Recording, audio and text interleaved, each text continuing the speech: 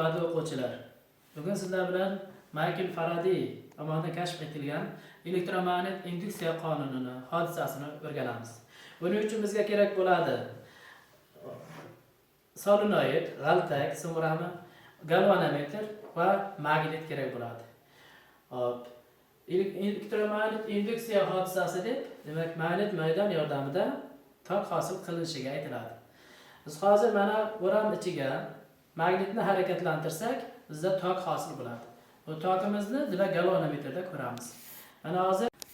Mana hozir magnitni solenoid ichiga kiritsam, tok hosil bo'ladi.